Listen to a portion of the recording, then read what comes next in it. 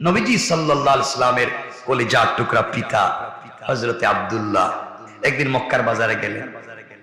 মক্কার বাজারে গিয়া কিছু কেনাকাটা করলেন। কেনাকাটা করবার পরে এক জায়গায় দেখলেন এক লোক কিছু দাস দাসী, বাদী দাস দাসী, গোলাম এগুলা বিক্রি করতেছে। হযরতে আব্দুল্লাহ দেখলেন সেখানে বিক্রি করতেছে দাসী, এদের মধ্যে ছোট্ট একটা 9 বৎসরের কালো আফ্রিকান আবিসিনিয়ার মেয়েকে দেখলেন। আবিসিনিয়ার আফ্রিকান মেয়ে 9 বৎসরের বিক্রি হচ্ছে। মেয়েটাকে দেখে হযরতে আব্দুল্লাহর অনেক মায়া হলো, নবীজির পিতার অনেক মায়া হলো।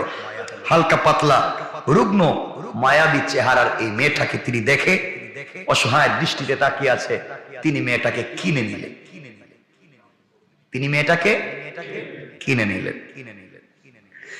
আমার মুসলমান বন্ধুগণ, কথাগুলো দিল দিয়ে শোনেন।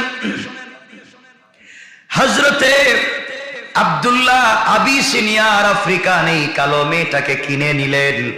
তিনি ভাবলেন ঘরে আমেনা একা একা থাকেন, এই মেয়েটাকে কিনে নিয়ে গেলে হযরতে আমেনার পাশাপাশি থাকবে, আমেনার সঙ্গী থাকবে, এই জন্য তিনি কিনে নিলেন মেয়েটাকে। আব্দুল্লাহ এবং আমেনা ভালো করে ভালোবাসতে লাগলেন, স্নেহ করতে লাগলেন। তারা লক্ষ্য করলেন যেদিন থেকে তাদের সংসারে এই মেয়েটা আগমন করেছে, এই দিন থেকে রহমত এবং বরকত তাদের ঘরে বেড়ে গিয়েছে। আফ্রিকান এক দাসী, 9 বছরের এক কালো মেয়ে। এই কারণে হযরতে আব্দুল্লাহ এবং হযরতে আমেনা মেয়েটাকে আদর করে নাম দিলেন ওই দিন থেকে বারাকা। আল্লাহু আকবার বললেন না? তাদের ঘরে মেয়েটা আসার পরে শুধু বরকত আর বরকত, দুজন মিলে নাম দিলেন মেয়েটার বারাকা। নাম পড়ে গেল বারাকা। এবার আপনাদের কি গরিব কালো দাসী বারাকার গল্প শোনাই, কয়েক মিনিটে শুনে ফেলেন। একদিন আব্দুল্লাহ নবীজির কলিজার টুকরা বাবা ব্যবসার জন্য সিরিয়ার দিকে সফরে বের হলেন। আমিনার সাথে রেখে গেলেন তিনি বারাকাকে। কিন্তু এই দিনই আব্দুল্লাহর শেষ দেখা আমেনার সঙ্গে শেষ দেখা করে তিনি বের হয়ে গেলেন। উনার যাত্রার 1-2 দিন পরে হযরতে আব্দুল্লাহ যেদিন যাত্রা করে বাড়ি থেকে বের হয়ে গেলেন, আমেনার কাছ থেকে বিদায় নিয়ে চলে গেলেন। তিনি জানতেন না তিনি যাত্রা ইন্তেকাল করবেন, তিনিও জানতেন না। 2-3 দিনের ভিতরে হযরতে আমেনা স্বপ্নে দেখেন আকাশের একটা তারা যেন তার কুল আলোকিত করে খুলে এসে পড়ে গিয়েছে। হযরতে আমেনা স্বপ্নে দেখলেন আকাশের একটা উচ্চ চমৎকার তারকা তার কুলে এসে পড়ে কুল আলোকিত করে দিয়েছে। হযরতে আমেনা পরের দিন কার কাছে কথাগুলা বলবেন খুঁজে পেলেন না।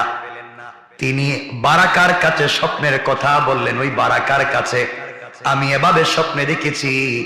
বারাকা মৃদু হেসে বলল, আমার মন বলছে আল্লাহ পাক আপনার একটা সৃষ্টিকর্তা আপনাকে একটা সুন্দর সন্তান জন্ম দিবে। আল্লাহু আকবার। হযরতে আমিনা বলেন, দূর বাচ্চা হবে আমি নিজেই জানি না। তখন আমিনা জানতেন না যে তার পেটে বাচ্চা চলে এসেছে। আমার বন্ধুগণ, আমেনা তখনও জানতেন না তার গর্ভে ধারণ করেছেন তিনি পৃথিবীর একমাত্র মহাপুরুষকে। তিনি জানতেন না। আব্দুল্লাহ ফিরে আসেননি, সিরিয়ায় তিনি মৃত্যুবরণ করলেন রাস্তায়। হযরতে আমেনা এই বিরহ কষ্টের সময় এক কাউকে কাছে পেলেন না, একমাত্র বারাকাকে সঙ্গে নিয়ে বাকি সময়টুকুন তিনি কাটিয়ে দিলেন। এক সময় দেখেন একজন মানুষকে ছোট বলে ছোট করে দিবেন না। আমি কি বলতে চাই দেখেন, রাস্তায় আবিসিনিয়ার একটা কালো মেয়ে পড়েছিল দাসী হিসাবে, ঘরে চলে আসলো আব্দুল্লাহ আমেনার। স্বপ্নে দেখলেন আমেনা, বললেন বারাকার কাছে। এক সময় আমেনার দিন শেষ হয়ে আসলো, তিনি জন্ম দিলেন আমাদের রাসূলকে। জন্ম দেওয়ার পরে সর্বপ্রথম বিশ্ব নবীকে, শিশু নবীকে যে খুলে নিয়েছে এই পৃথিবীতে একমাত্র সম্মানের অধিকারী বারাকা। আল্লাহু আকবার বলেন। এই বারাকা এত বড় সম্মানের অধিকারী হয়ে গেলেন, সর্বপ্রথম রাসূলের পাককে কুলে নেওয়ার সৌভাগ্য। রাসূলের মাও কুলে নেন নাই, সর্বপ্রথম জন্মের পরে রাসূলের পাককে যে কুলে নিয়েছে তার নাম, সবাই বলেন তার নাম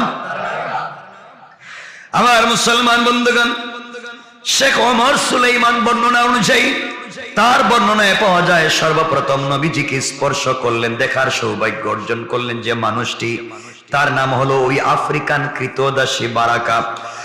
আমাদের নবী সাল্লাল্লাহু আলাইহি সাল্লামকে নিজ হাতে আমেনার খুলে দিয়েছিলেন, আনন্দে খুশিতে বলেছিলেন, আমি কল্পনায় ভেবেছিলাম সে হবে চাঁদের মতো সুন্দর, কিন্তু কুলে নিয়ে দেখলাম এই বাচ্চাটা চাঁদের চাইতে আরো বেশি সুন্দর।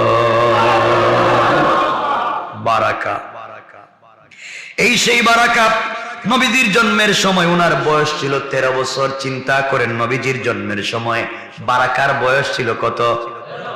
একটা মানুষ পৃথিবীতে এমন আছে যেই মানুষটা নবীজিকে জন্ম হতে দেখেছে, মৃত্যু হতে দেখেছে, তার একজনই মানুষ, তিনি হলেন হযরতে বারাকা।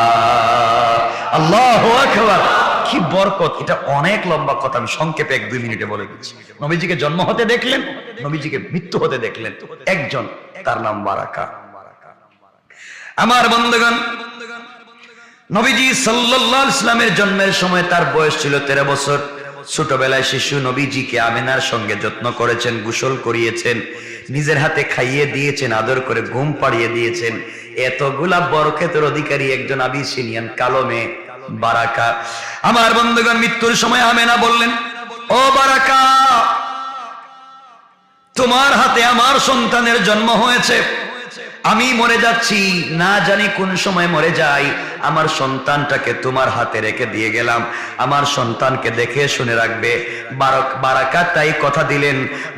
মা বাবা দুজনকে হারিয়ে ইয়েতিম নবী যখন দাদার বাড়িতে চলে গেলেন, দাদার ঘরে চলে গেলেন, ওই দিন থেকে আমার নবীজিকে বারাকা ঘরে বাইরে সব সময় কাছে রাখতেন, কখনো তাকে একা ছেড়ে কোথাও দিতেন না। কোন সুবহানাল্লাহ। নবীজি সাল্লাল্লাহু আলাইহি সাল্লাম উত্তরাধিকার সূত্রে ওই বারাকার মুনিব হয়ে গেলেন। মা বাবার মারা যাওয়ার পরে বারাকার মুনিব হয়ে গেলেন আমার নবীজি। নবীজি কেমন ছিলেন? তিনি যখন জানলেন এই মেয়েটা তাকে সর্বপ্রথম কুলে নিয়েছে, নিজের হাতে খাইয়ে দিয়েছে, তাকে ঘুম পাড়িয়ে দিয়েছে, নবীজি খুশি হয়ে বারাকাকে আজাদ করে দিলেন। কোন সুবহানাল্লাহ। আজাদ করে দিয়ে বলেন, আপনার যেখানে মন চায় সেখানে চলে যান, আপনি আজকের থেকে স্বাধীন। বারাকা ডাক দিয়ে বললেন, আমি আপনাকে হতে দেখেছি, কুলে নিয়েছি, আমি মরে যেতে পারি, আপনার থেকে আলাদা হতে পারি না। সেই শিশুকাল থেকেই নবী সাল্লাল্লাহু আলাইহি ওয়াসাল্লাম এই কৃতদাস প্রথাকে দূর করতে চাইলেন। বারাকা নবীজিকে ছেড়ে দিতে রাজি হলেন না, ঘরে রয়ে গেলেন, মায়ের ছায়ার মতো রাসূলের আশেপাশে থাকতেন। এমনকি নবীজির দাদা হযরতে বারাকাকে বিয়ে দিতে চাইলেন, কিন্তু বিয়েতে রাজি হলেন না। ওনার একটাই কথা, আমি আমিনাকে কথা দিয়েছি কোথাও যাব না, বিয়ে করলে আরেকজনের খিদমত করা লাগবে, যতদিন মুহাম্মদ বেঁচে আছে আমি কোথাও যেতে চাই না। আমার বন্ধুগণ, তারপর একদিন আমার নবীজি বড় হয়ে গেলেন, হযরতে খাদিজাকে বিয়ে করলেন। সংক্ষেপ করে শেষ কথা বলার জন্য বলতেছি, খাদিজাকে বিয়ে করে ফেললেন। বিয়ে করবার পরে নবীজি সাল্লাল্লাহু আলাইহি সাল্লাম বারাকাকে কাছে বসে পরিচয় করিয়ে দিলেন খাদিজাকে, আমার মা নাই, কিন্তু যার হাতে আমি বড় হয়েছি বারাকা, সেও আমার এক মা। উম্মি বলে ডাকতেন, উম্মি, জিন্দেগিতে নাম ধরে ডাকেন নাই, উম্মি ডাকতেন। খাদিজাকে বলছেন বারাকা আমার মা, অথচ সে ছিল কৃতদাস, আর রাসূল পরিচয় দিচ্ছেন আমার মা। আল্লাহু আকবার বলেন। তিনি বললেন উনি হলেন আমার মায়ের পরে আরেক মা। নবীজি একজন কৃতদাসকে আজাদ করে নিজের মা বলে পড়লেন, পরিচয় দিলেন।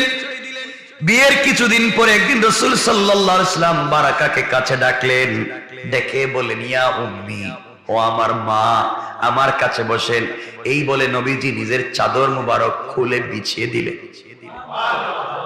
হযরতে বারাকা বসলেন। আমাকে আপনি অনেক দেখাশোনা করেছেন, এবার আমাকে দেখাশোনার জন্য খাদিজা যথেষ্ট, খাদিজা আমাকে দেখে শুনে রাখতে পারবে, আপনি এবার বিয়ে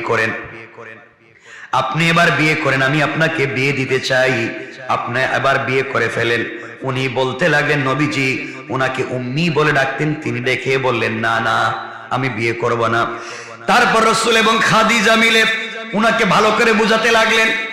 তিনি বললেন, দেখো খাদিজা, তুমি যদি আমার মুহাম্মদকে ঠিক মতো দেখে রাখবার ওয়াদা দেও তাহলে আমি বিয়েতে রাজি। আল্লাহু আকবার বলেন। খাদিজা বললেন, আমি কথা দিলাম আপনি যেভাবে দেখে রেখেছেন বাকি জিন্দেগি আমিও দেখে রাখবো। এই কথা বলবার পরে হযরতে খাদিজা রাসূল পাক সাল্লাল্লাহু আলাইহি ওয়াসাল্লাম মিলে ওনাকে উবাইদ ইবনে যায়েদের সঙ্গে বিয়ে দিলেন। উবাইদ ইবনে যায়েদের কাছে বিয়ে দেওয়ার পরে কিছুদিন পরে তাদের একটা সন্তান হলো, ছেলে হলো, নাম রাখলেন আইমান। এর পরের দিন থেকে বারাকার নাম হয়ে গেল উম্মে আইমান। আপনারা পৃথিবীতে যাকে উম্মে আইমান নামে ছিলেন, যার এত গল্প শুনেছেন, তিনি ছিলেন সেই দাসী রাসূলের হযরতে বারাকা। আল্লাহু আকবার। যার ঘরে বসে রাসূল শান্তি পেতেন, যেখান থেকে মেরাজে যেতে পছন্দ করেছেন, যেই ঘরে বসছিলেন নবীজি মনে করতেন আমি জান্নাতের টুকরায় বসে আছি। আল্লাহু আকবার বলে। জনাবে মুহাম্মদ রাসূলুল্লাহ সাল্লাল্লাহু আলাইহি ওয়াসাল্লাম যেই দিন হিজরত করে মক্কা থেকে মদিনায় যাবেন, আমার নবীজিকে জিবরিল আমিন গভীর রজনীতে ঘুম থেকে উঠাইয়া দিলেন। জিবরিল আমিন রাসূল পাককে ঘুম থেকে উঠাইয়া দিলেন আর বললেন, ইয়া রাসূলুল্লাহ, ইয়া হাবিবাল্লাহ, পয়গম্বর আরবি, আপনি উঠে যান। রব আপনাকে ডেকে বলেছেন, আমাকে ডেকে পাঠিয়েছেন আপনাকে ঘুম থেকে উঠিয়ে দেওয়ার জন্য। আপনি এবার চলে যাবেন ইয়াসরিবের দিকে, মদিনার দিকে। আমার নবীজি কত দামি ছিলেন মুসলমান।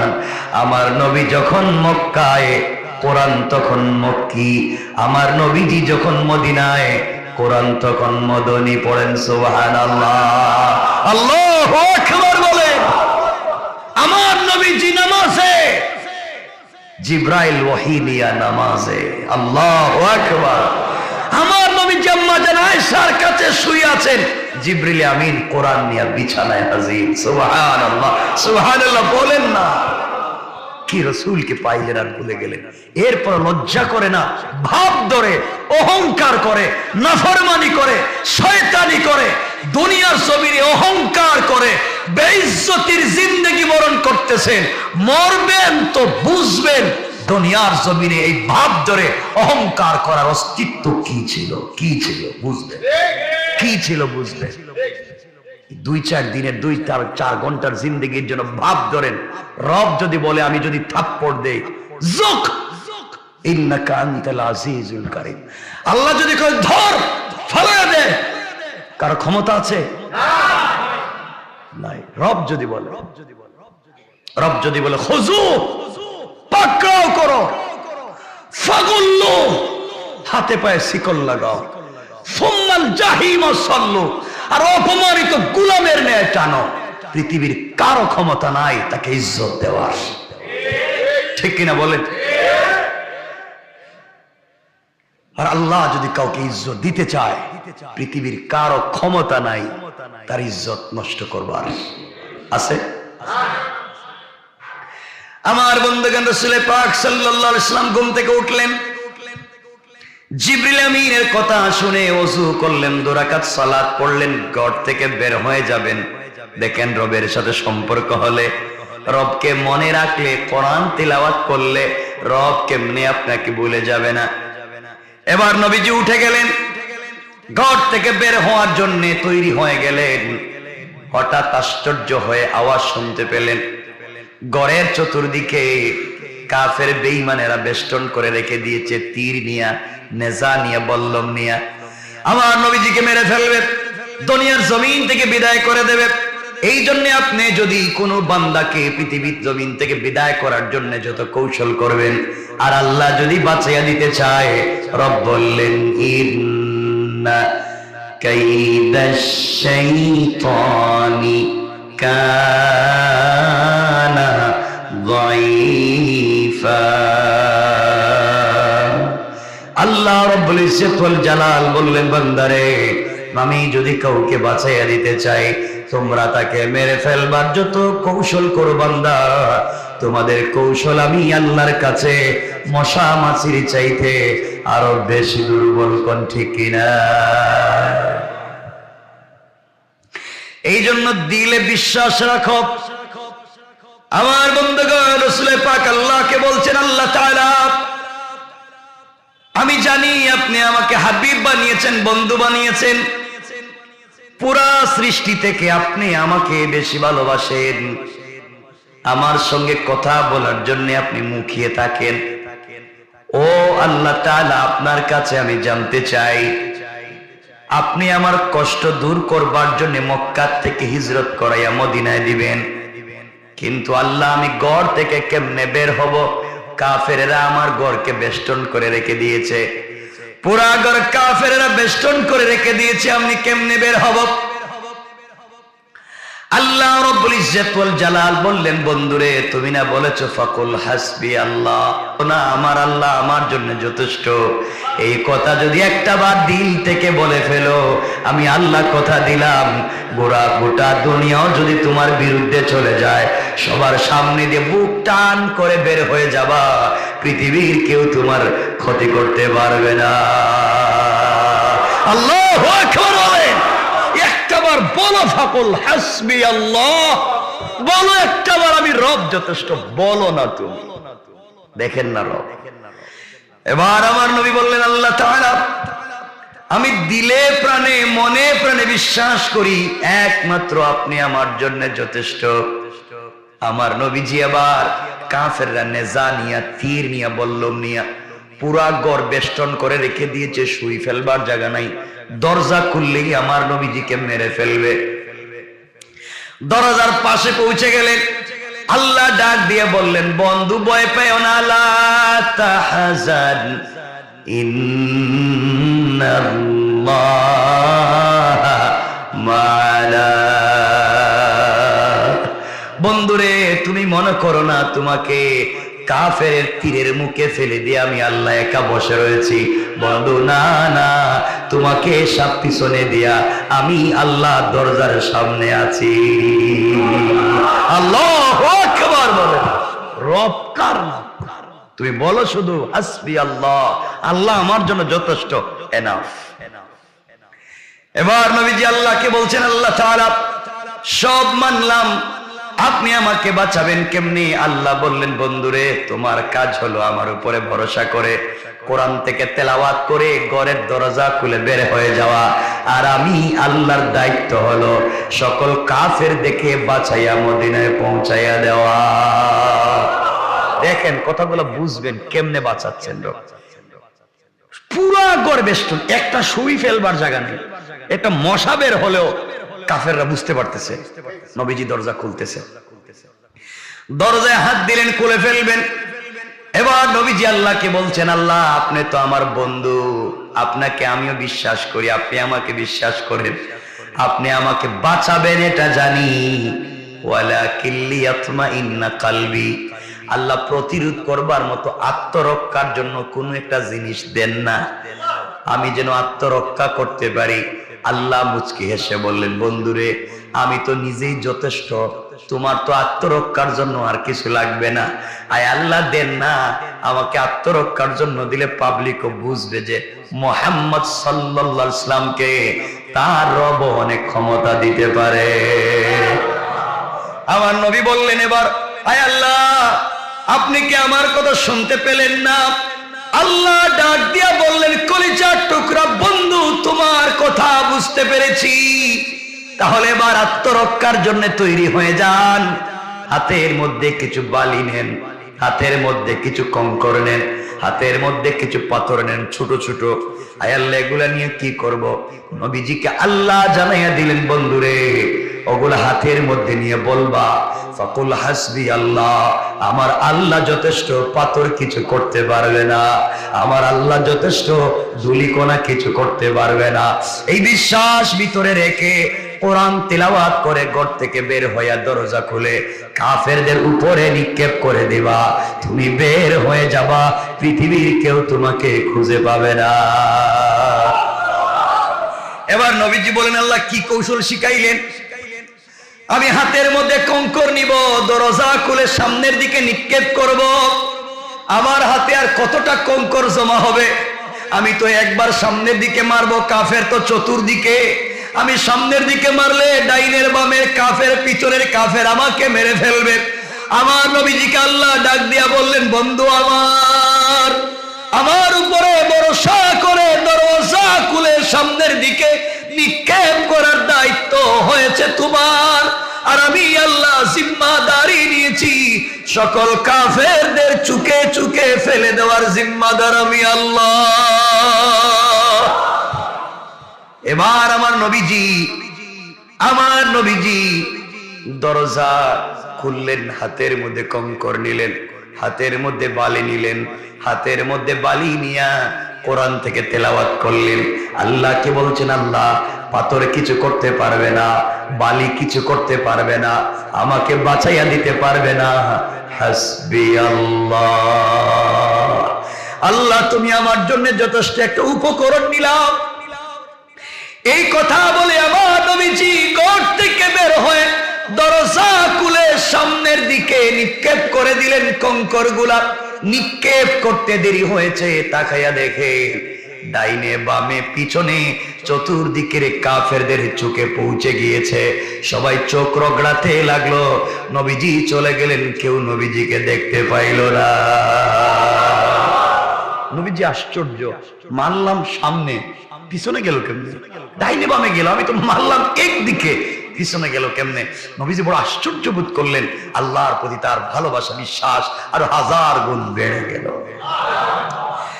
আমার নবীজি মদিনায় পৌঁছে গেলেন। এবার মদিনায় যাওয়ার পরে আল্লাহ রাব্বুল ইজ্জতুল জালাল একদিন আমার নবীকে বললেন, বন্ধুরে এবার তুমি আমাকে জবাব দাও, ওই দিন কেমনে আমার উপরে ভরসা করে ঘর থেকে বের হয়েছো? কেউ তোমাকে খুঁজে পেল না, কেউ তোমাকে দেখলো না, সবার চোখে পাথর গেল, তুমি তো কারো চোখেই মারলা না, তুমি শুধু দরজা খুলে সামনে নিক্ষেপ করলা, চতুর্দিকের কাফেররা তোমাকে দেখলো না, ব্যাপার কি? আমার নবীজি বলছেন, আল্লাহ তাআলা আমি তো জানি না, আপনি জানেন কেমনে কি হলো, আমার কিছুই জানা নাই। আমার আল্লাহ জবাব দিলেন, বন্ধুরে ওয়ামা রামাইতা ইযা রামাইতা ওয়ালাকিন্নাল্লাহ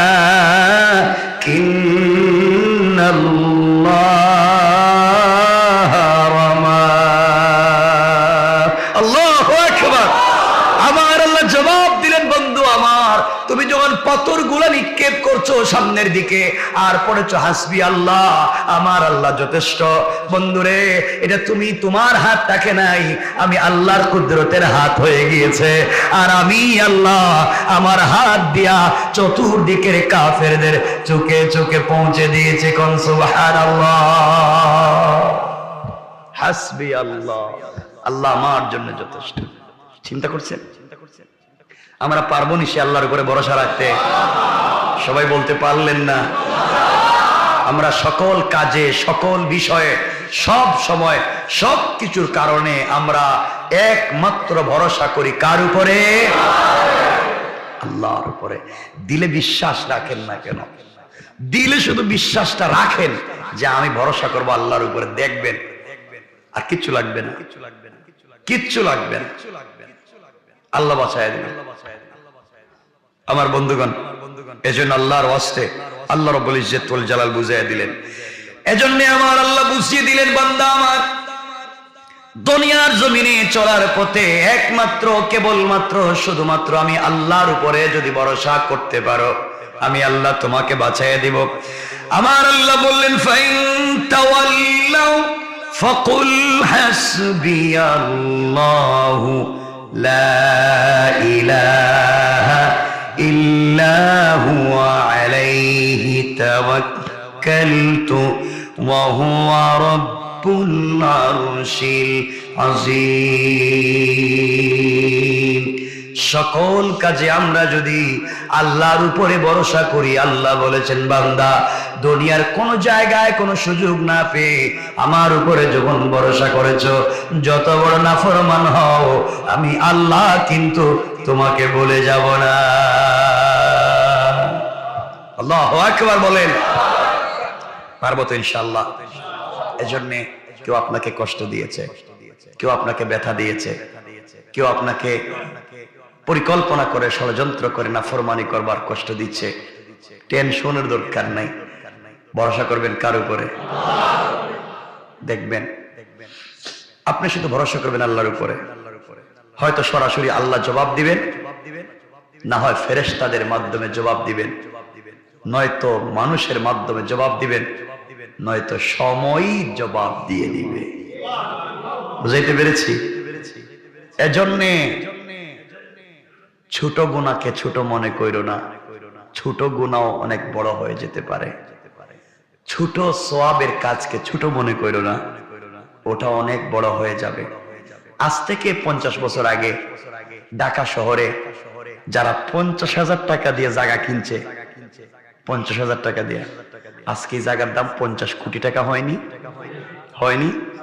সাধারণ দুনিয়ার 50,000 টাকার জায়গা যদি 50 বছর পরে 50 কোটি টাকা হতে পারে, আজকের ছোট্ট একটা সওয়াব কিয়ামতের দিনে হাজার হাজার কোটি কোটি গুণ বড় হয়ে যেতে পারে। সুবহানাল্লাহ।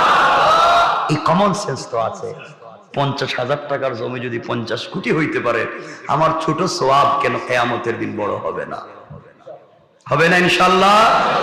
হবে না ইনশাআল্লাহ? হয়ে যাবে ইনশাআল্লাহ। কষ্ট পাচ্ছেন না তো? এজন্য আমরা সওয়াবের কাজকে ছোট মনে করব না। হ্যাঁ, আপনি আপনার দুশমনের সাথে কথা বলবেন হাসি মুখে, এক হাসি মুখে কথা বলবেন, সওয়াব কয়টা? 10টা। সুবহানাল্লাহ বললেন না? কয়টা সওয়াব? রাসূল পাক কখনো মুচকি হাসি ছাড়া কথা বলতেন না, যত বড় দুশমনই হোক। একবারে কঠিন থেকে কঠিন দুশমন নবীজিকে মারতে আসছে, নবীজিকে মারবে, এই যে এখানে তরবারি ঢুকাইছে যে নবীজিকে ওন মাইরে ফেলাই দেব। নবীজি দেখছেন আসতেছে এদিকে, রাসূলের দুশমন দাঁড়িয়েছে, দূরে দেখতে সালাম দিয়েছে, কাছে আসার পরে টাইট করে রাসূল খুব আস্তে করে মুসাফা করতেন। আমরা যে হাত পুড়ে জিতছে মুসাফা করে টাইট করে ধরতেন, শক্ত করে হাতে ধরতেন, টান দিয়ে বুকের সঙ্গে জড়াইয়া নিতেন। যত বড় দুশমনই হোক পাক্কা দুস্তে পরিণত হয়ে যায়। রাসূল টান দিয়ে বুকে জড়াইয়া নিতেন, নবীজি তার কলিজায় জড়াইয়া নিতেন, যেটাকে সিনা চাক করে রব ইলম এবং হিকমত ঢুকাইয়া দিয়েছে। এই বুকের সঙ্গে বুকটা যখন লেগে যায়, মানুষের দিল তোর ঠান্ডা হয়ে যায়, ঠান্ডা হয়ে যায়। এজন্য আমি আজকে আপনাদেরকে বললাম, আমরা কি সময় পাবো না ইনশাআল্লাহ যে সকল কাজের ভিতরেও আমরা কোরআন তিলাওয়াত করব? কোরআন এটা কার কথা? কথা বলেন কার? এটা যে আল্লাহর নিজের কথা। ওই যে আমরা যে কথাবার্তা বলতেছি, আমরা তো আপনারাও শুনেছেন, আমিও বলেছি, হযরতে লুকমান হাকিম নবী ছিলেন না, রাসূল ছিলেন না? না ছিলেন? ছিলেন না। হাকিম লুকমান নবীও না, রাসূলও না, কিন্তু তিনি কথাবার্তা বলছেন সন্তানদের সঙ্গে, এভাবে বসে বসে কথা বলছেন। এই কথাগুলাকে আল্লাহ কোরআনের আয়াত বানিয়ে নাজিল করে দিয়েছে। তাহলে আল্লাহ এভাবে কথাবার্তা বলছেন, আল্লাহ যা কথা বলছেন সব কথা হচ্ছে কোরআন শরীফ। সুবহানাল্লাহ বলেন। আল্লাহর কালাম, এটা আল্লাহর কালাম, আল্লাহর কথা, আল্লাহর কথা। তার ঠোঁট নাড়াইয়া এই কথাগুলা পড়ছেন কুদরতের। এজন্য আমরাও এভাবে তেলাওয়াত করব ইনশাআল্লাহ। মানুষকে ছোট মনে করতে নাই, গরিব মানুষ তাকে ছোট মনে করতে নাই, ছোট জব করে তাকে ছোট মনে করতে নাই। সম্মানিত বানিয়ে দিবেন কে? ছোট মানুষকে বড় বানিয়ে দিবেন কে? আর বড় মানুষকে ছোট বানিয়ে দিবেন কে? আল্লাহ। সব তো ওখানে, সব তো ওখানে। তো কাঁদবেন তো ওখানে, চাইবেন তো ওখানে। দুনিয়ার জমিনে যদি কিছু চান, পাইতে চান, চাইবেন কোথায়? কোথায়?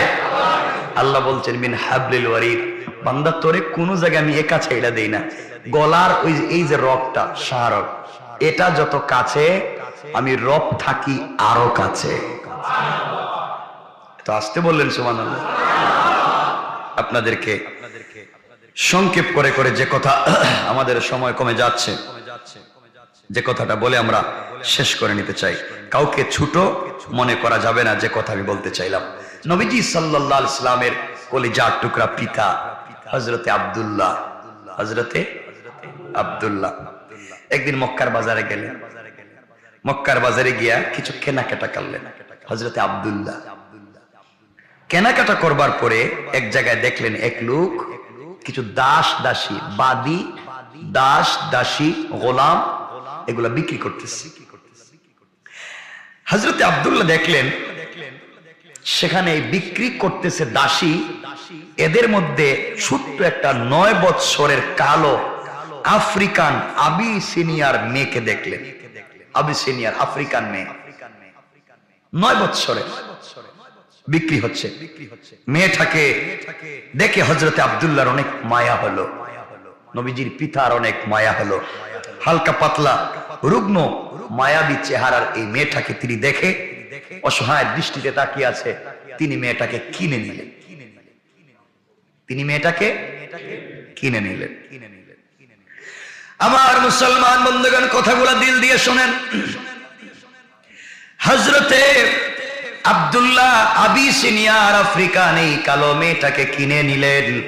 তিনি ভাবলেন ঘরে আমেনা একা একা থাকেন, এই মেয়েটাকে কিনে নিয়ে গেলে হযরতে আমেনার পাশাপাশি থাকবে, আমেনার সঙ্গী থাকবে, এই জন্য তিনি কিনে নিলেন মেয়েটাকে। আব্দুল্লাহ এবং আমেনা ভালো করে ভালোবাসতে লাগলেন, স্নেহ করতে লাগলেন। তারা লক্ষ্য করলেন যেদিন থেকে তাদের সংসারে এই মেয়েটা আগমন করেছে, এই দিন থেকে রহমত এবং বরকত তাদের ঘরে বেড়ে গিয়েছে। আফ্রিকান এক দাসী, 9 বছরের এক কালো মেয়ে। এই কারণে হযরতে আব্দুল্লাহ এবং হযরতে আমেনা মেয়েটাকে আদর করে নাম দিলেন ওই দিন থেকে বারাকা। আল্লাহু আকবার বললেন না? তাদের ঘরে মেয়েটা আসার পরে শুধু বরকত আর বরকত, দুজন মিলে নাম দিলেন মেয়েটার বারাকা। নাম পড়ে গেল বারাকা। এবার আপনাদের কি গরিব কালো দাসী বারাকার গল্প শোনাই, কয়েক মিনিটে শুনে ফেলেন। একদিন আব্দুল্লাহ নবীজির কলিজার টুকরা বাবা ব্যবসার জন্য সিরিয়ার দিকে সফরে বের হলেন। আমিনার সাথে রেখে গেলেন তিনি বারাকাকে। কিন্তু এই দিনই আব্দুল্লাহর শেষ দেখা আমেনার সঙ্গে শেষ দেখা করে তিনি বের হয়ে গেলেন। উনার যাত্রার 1-2 দিন পরে হযরতে আব্দুল্লাহ যেদিন যাত্রা করে বাড়ি থেকে বের হয়ে গেলেন, আমেনার কাছ থেকে বিদায় নিয়ে চলে গেলেন। তিনি জানতেন না তিনি যাত্রা ইন্তেকাল করবেন, তিনিও জানতেন না। 2-3 দিনের ভিতরে হযরতে আমেনা স্বপ্নে দেখেন আকাশের একটা তারা যেন তার কুল আলোকিত করে খুলে এসে পড়ে গিয়েছে।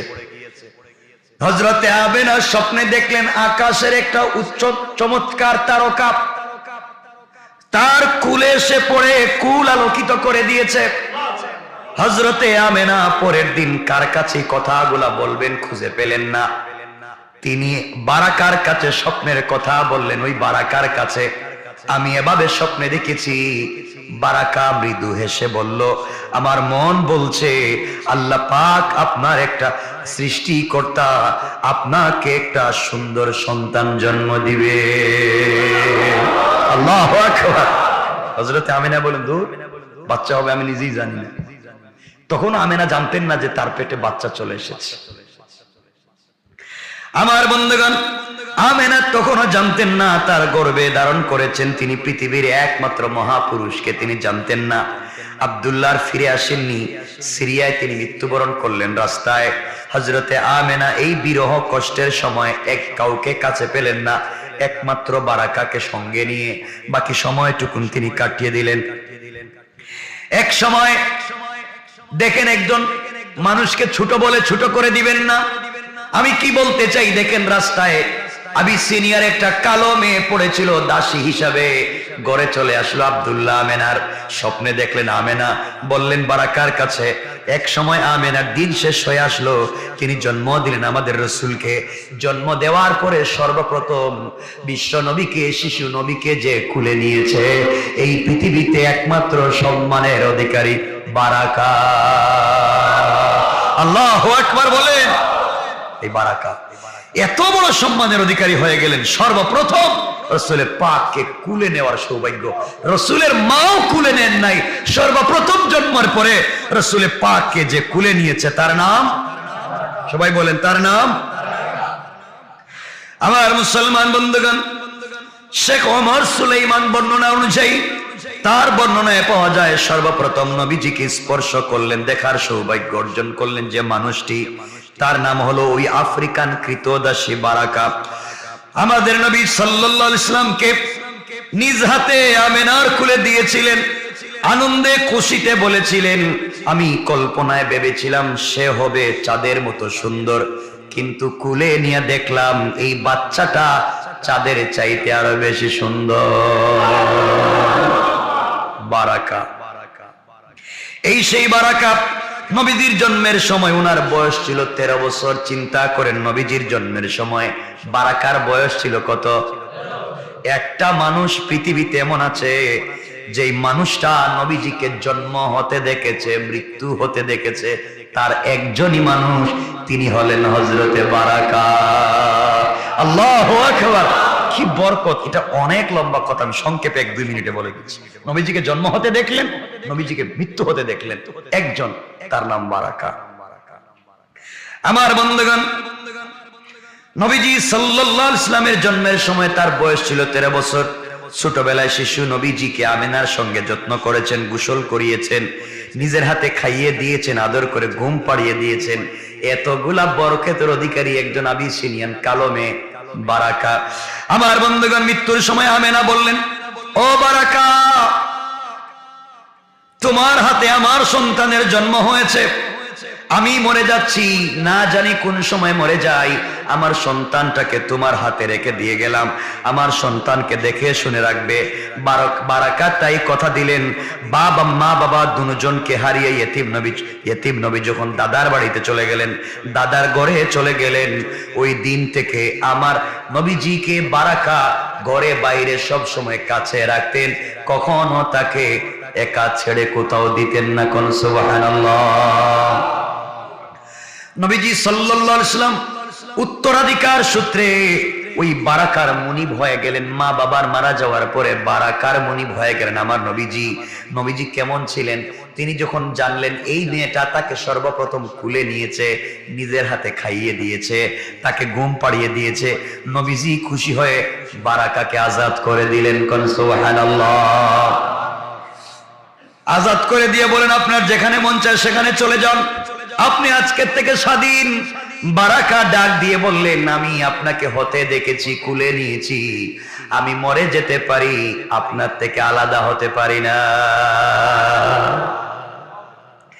সেই শিশুকাল থেকেই নবী সাল্লাল্লাহু আলাইহি ওয়াসাল্লাম এই কৃতদাস প্রথাকে দূর করতে চাইলেন।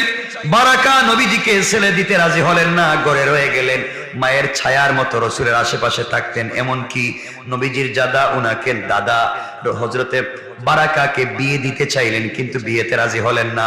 ওনার একটাই কথা, আমি আমিনাকে কথা দিয়েছি কোথাও যাব না, বিয়ে করলে আরেকজনের খিদমত করা লাগবে, যতদিন মুহাম্মদ বেঁচে আছে আমি কোথাও যেতে চাই না। আমার বন্ধুগণ, তারপর একদিন আমার নবীজি বড় হয়ে গেলেন, হযরতে খাদিজাকে বিয়ে করলেন। সংক্ষেপ করে শেষ কথা বলার জন্য বলতেছি, খাদিজাকে বিয়ে করে ফেললেন। বিয়ে করবার পরে নবীজি সাল্লাল্লাহু আলাইহি সাল্লাম বারাকাকে কাছে বসে পরিচয় করিয়ে দিলেন খাদিজাকে, আমার মা নাই, কিন্তু যার হাতে আমি বড় হয়েছি বারাকা, সেও আমার এক মা। উম্মি বলে ডাকতেন, উম্মি, জিন্দেগিতে নাম ধরে ডাকেন নাই, উম্মি ডাকতেন। খাদিজাকে বলছেন বারাকা আমার মা, অথচ সে ছিল কৃতদাস, আর রাসূল পরিচয় দিচ্ছেন আমার মা। আল্লাহু আকবার বলেন। তিনি বললেন, উনি হলেন আমার মায়ের পরে আরেক মা। নবীজি একজন কৃতদাসকে আজাদ করে নিজের মা বলে পড়লেন, পরিচয় দিলেন। বিয়ের কিছুদিন পরে একদিন রাসূল সাল্লাল্লাহু আলাইহি ওয়াসাল্লাম বারাকাকে কাছে ডাকলেন, ডেকে বললেন, ইয়া উম্মি, ও আমার মা, আমার কাছে বসেন। এই বলে নবীজি নিজের চাদর মুবারক খুলে বিছিয়ে দিলেন। হযরতে বারাকা বসলেন। আমাকে আপনি অনেক দেখাশোনা করেছেন, এবার আমাকে দেখাশোনার জন্য খাদিজা যথেষ্ট, খাদিজা আমাকে দেখে শুনে রাখতে পারবে, আপনি এবার বিয়ে করেন, আমি আপনাকে বিয়ে দিতে চাই, আপনি এবার বিয়ে করে ফেলেন। উনি বলতে লাগলেন, নবীজি উনাকে উম্মি বলে ডাকতেন, তিনি দেখে বললেন, না না, আমি বিয়ে করব না। তারপর রাসূল এবং খাদিজা মিলে উনাকে ভালো করে বুঝাতে লাগলেন। তিনি বললেন, দেখো খাদিজা, তুমি যদি আমার মোহাম্মদকে ঠিক মতো দেখে রাখবার ওয়াদা দেও তাহলে আমি বিয়েতে রাজি। আল্লাহু আকবার বলেন। খাদিজা বললেন, আমি কথা দিলাম আপনি যেভাবে দেখে রেখেছেন বাকি জিন্দেগি আমিও দেখে রাখবো। এই কথা বলবার পরে হযরতে খাদিজা রাসূল পাক সাল্লাল্লাহু আলাইহি ওয়াসাল্লাম মিলে ওনাকে উবাইদ ইবনে যায়েদের সঙ্গে বিয়ে দিলেন। উবাইদ ইবনে যায়েদের কাছে বিয়ে দেওয়ার পরে কিছুদিন পরে তাদের একটা সন্তান হলো, ছেলে হলো, নাম রাখলেন আইমান। এর পরের দিন থেকে বারাকার নাম হয়ে গেল উম্মে আইমান। আপনারা পৃথিবীতে যাকে উম্মে আইমান নামে ছিলেন, যার এত গল্প শুনেছেন, তিনি ছিলেন সেই দাসী রাসূলের হযরতে বারাকা। আল্লাহু আকবার। যার ঘরে বসে রাসূল শান্তি পেতেন, যেখান থেকে মেরাজে যেতে পছন্দ করেছেন, যেই ঘরে বসছিলেন নবীজি মনে করতেন আমি জান্নাতের টুকরায় বসে আছি। আল্লাহু আকবার বলে। কারো ঘরে শান্তি না পেয়ে সব মানুষ যখন রাসূলকে পিটিয়েছে, মেরেছে, তখন শান্তি পেয়েছেন উম্মে আইমানের ঘরে। উম্মে আইমানের ঘরে। আমার মুসলমান বন্ধুগণ, হঠাৎ করে একদিন উম্মে আইমানের স্বামী বারাকার স্বামী যায়েদ ইন্তেকাল করলেন, উবাইদ ইন্তেকাল করলেন। উবাইদ ইন্তেকাল করবার পরে নবীজি বাড়িতে গেলেন। নবীজি বাড়িতে গিয়ে আয়মানকে এবং বারাকাকে সাথে করে নিয়ে আসলেন, নিজের বাড়িতে নিয়ে আসলেন, সেখানেই বসবাস করতে দিলেন। কিছুদিন যাওয়ার পর নবীজি সাল্লাল্লাহু আলাইহি ওয়াসাল্লাম একদিন বেশ কয়েকজন সাহাবীকে ডাকলেন। নবীজি সাহাবায়ে কেরামকে ডাকলেন, কাছে বসালেন। আর আমার নবী বললেন, ও সাহাবীরা, আমি একজন নারীকে চিনি যার কোনো সম্পত্তি নাই, বয়স অনেক হয়ে গিয়েছে, আমার তার সাথে একটা ইতিম সন্তান আছে। আমি যাকে চিনি, যাকে জানি, আল্লাহ যাকে জান্নাতি বলে সার্টিফিকেট দিয়েছে। আল্লাহু আকবার বলেন। একজন মহিলাকে আমি চিনি যার স্বামী মারা গিয়েছে, একটা ইতিম সন্তান আছে, যেই মেয়েটাকে আমি জান্নাতি বলে চিনি। তোমাদের মধ্যে কি কেউ আছে এই মেয়েটাকে বিয়ে করতে চাও, এই বিধবা মহিলাকে বিয়ে করতে চাও?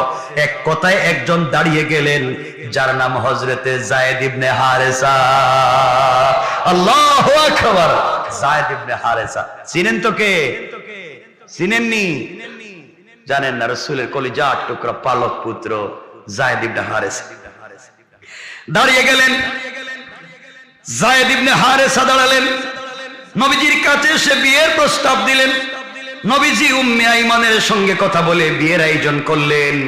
বিয়ের দিনে রাসূল সাল্লাল্লাহু আলাইহি ওয়াসাল্লাম যায়েদকে বুকের সঙ্গে জড়িয়ে ধরলেন।